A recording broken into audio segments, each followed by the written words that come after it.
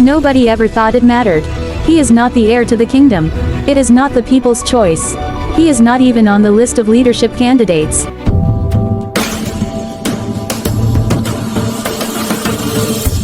But one night, the world learned that the unsung prince was the only reason history didn't turn into the apocalypse. His name, the nobility rarely uttered it. It is simply called, second prince, the most undesirable position in a kingdom, as he was born to be his brother's shadow forever. Since childhood, he lived in the shadow of the crown prince, Arvelian, who was brave, authoritative, a good orator, and loved by the people. While himself, it just exists, calm, quiet, never seen, never heard. But one day, tragedy broke destiny. The kingdom was attacked by an army from the north, an army that came not as plunderers but as world sweepers. They don't just want to fight, they want to wipe out entire civilizations. In the first report, the crown prince led the defense. But that night, he fell. The government lost its successor. The people lost hope. The world is losing its future.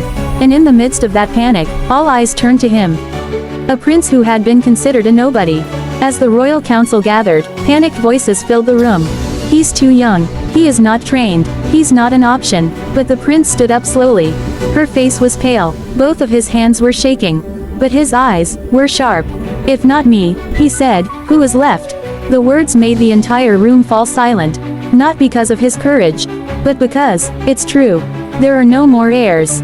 Only he. Within days, the young prince did something his older brother never thought possible.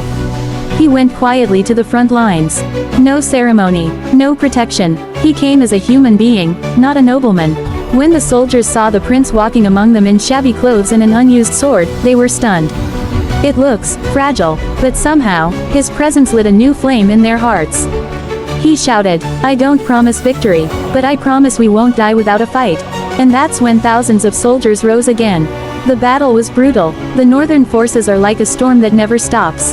The earth shook, the sky darkened, and the young prince was at the forefront, fighting with a fear that nearly killed him, but he did not retreat a step.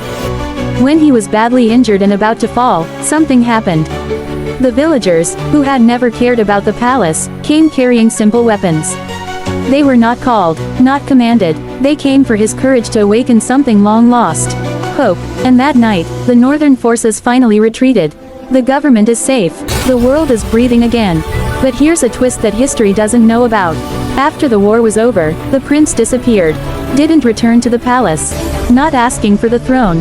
He left only one message on the wall of the negotiating room. My brother was destined to lead. I was only destined to save.